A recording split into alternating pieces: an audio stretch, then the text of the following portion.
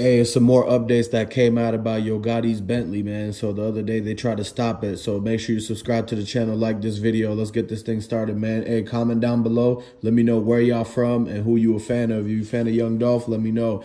So they was looking for Yo Gotti's Bentley, basically, the one right in front of Makita's and everything, because they was trying to search for it. They was trying to look at everything that could be in there that tied back, like who was really there that day and who all was sitting in all those seats. Because you got to understand, inside that Bentley, it's at least, it could sit 7 people. And so with the way that the tinted windows are and how everything is blacked out, when they were riding by in front of Dolph, basically, they could be deep in there with everybody in there that's supposed to be a part of the whole, like, top dog, you know, and everything like that as part of their group.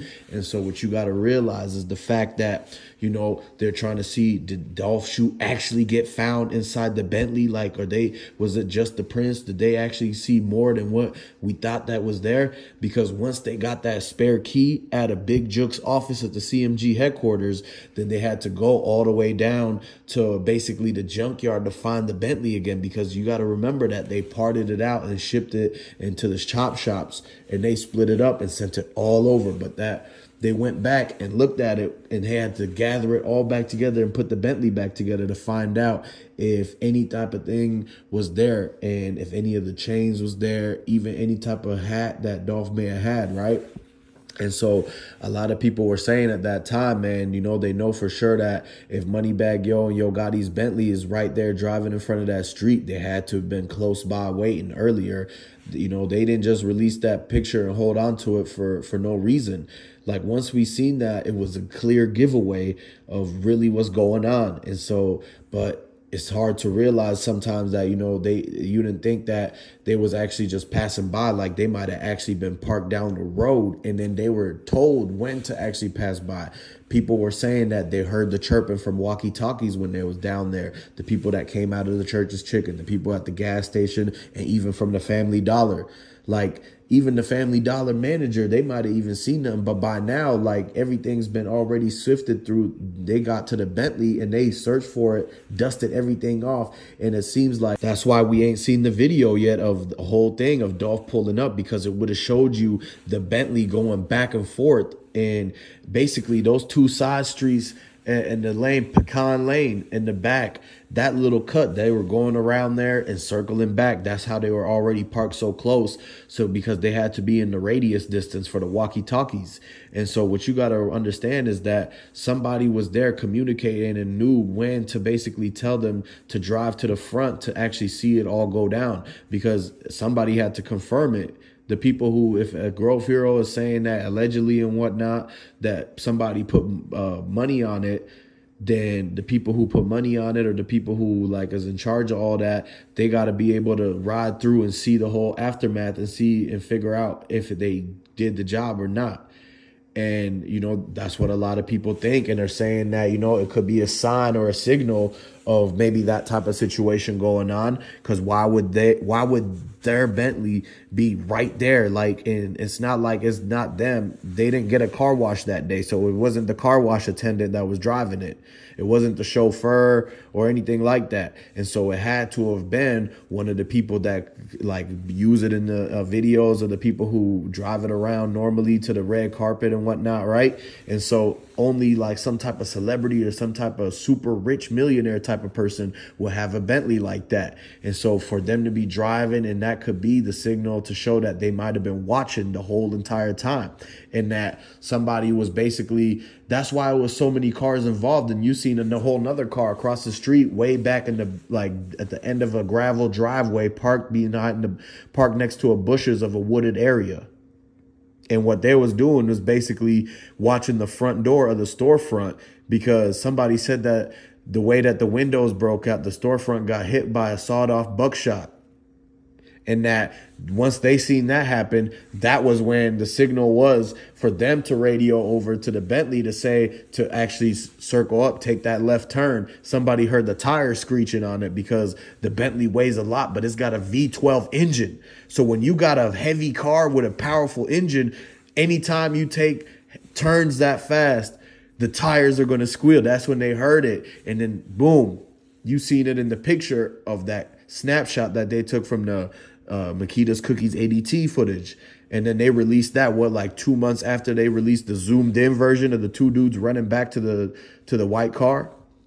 And so what you got to realize is that it was a whole play in motion going on with multiple cars, multiple angles. You got dudes who's doing it. You got dudes on standby. You got dudes watching it and looking for basically if it's the right time to do it or not, or who's coming and who's not, and basically directing the flow of traffic in the area, of letting them know when to turn onto a street and when to not. And so basically, if they really wanted to see what had happened, it would play out some sort of way of exactly how it played out. And that's why a lot of people are saying that it looks like it, and that that's what it could be. And that, you know, it only makes sense to where if they actually have the money involved to go and do that, that they wouldn't want to see it, especially if it's all the greed and the jealousy over the baby mama situation, all the years of them basically just stunting on each other in Memphis. And the fact that, you know, Dolph was trying to be more like, oh, you know, they hating on me. He didn't have an issue with them necessarily. Like, if they would have just left him alone, he wouldn't have tried to go and do anything towards them. You know what I mean? So that's what he was playing. And so they was playing a whole different game where they were trying to be out there and cause problems. And so they just try to have other people do it, and this, and the third. I guess it's like when the greed and the jealousy and the resentment of everything, from Dolph not wanting to go under Yo Gotti's wing and sign with him for this baby mama situation that came up. And then the fact that it's other instances where Black Youngster ran up on him, some other dude ran up on him in LA, and like all the bicker and back and forth, the disses and the songs and everything, it made, you know, one certain side want to pull the ultimate move. And basically that's kind of what they were playing to. And it ticked them to, you know, it made it to where it affected them that much to where they got hypnotized by the hate and played out the whole act in motion with all these people. But see, when people is caught up in the emotions and they're not professionals at this, basically. So they're not military moving like. So everything was done sloppy, and that's why it's all getting unraveled and uncovered and figured out about. And so instantaneously now, after Big Jook got talked to and all these people get found out, and basically they rounded up like 6 people at this point that got locked up for this.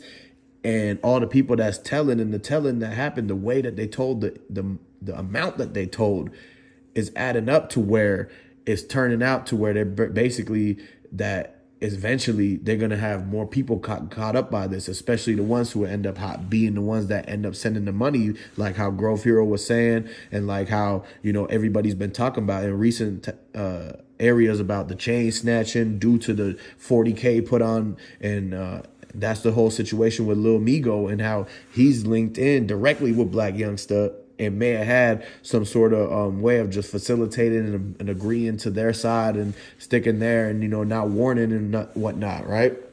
And so basically, at the end of the day, you got to realize that a lot of people still out there trying to show support for Dolph. They're trying to get justice for Dolph. And so they still see Dolph as like the king of Memphis. A lot of people, they on Yo Gotti's side. And so like it's still like 2 different sides to this as far as why, you know, who people are rocking with and who people are fans of. And Memphis is split up like that. And so, but now you got, you know, powerhouse like Moneybagg Yo coming in and siding with CMG and Yo Gotti, when in reality he began by getting the verse from Dolph for free. So Dolph really put Moneybagg Yo on the spotlight, and then that's when Yo Gotti and them started to recognize and see what their what their enemy was doing, and so they wanted in on that, right? And so that's when they came and tried to swoop the influence to get Moneybagg Yo onto CMG, and it just added more of a crowd of fans from Moneybagg Yo onto the CMG side automatically, because, you know, that's just how the cookie crumbles, and that's just the way everything got split up to.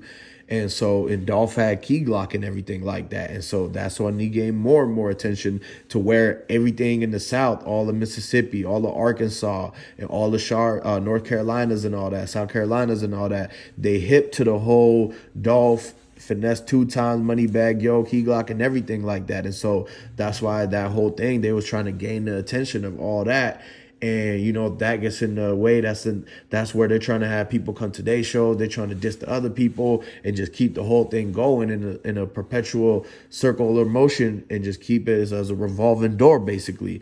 And at the end of the day, y'all got to realize that it's still like they know each other and everything. And that even though they could be doing shows everywhere, when they all come back to their hometowns and they come back to their city and everything, that's when they got to really move careful, because it's like everything all in once in Memphis. You got to worry about, oh, is Yo Gotti and them trying to do something? And so that's what was the situation. And so, but then other people who, that's why Big 30 was trying to get out of there, because it was so many things. He's seen both sides on how the whole beef between Yo Gotti and Gucci Mane even affected him, to where he had to even move careful and everything like that. And so it's a lot of things that get caught up between this whole thing going on. And so at the end of the day, y'all got to realize that it's better to just find a different lane instead of getting into all that. You know, people can start their own things, just like Dolph was doing. People can start big businesses and stuff. It don't always have to be following what Straight Drop and them did, doing the street route. It don't always have to be being the crash test dummy and everything like that, because then you see how they use them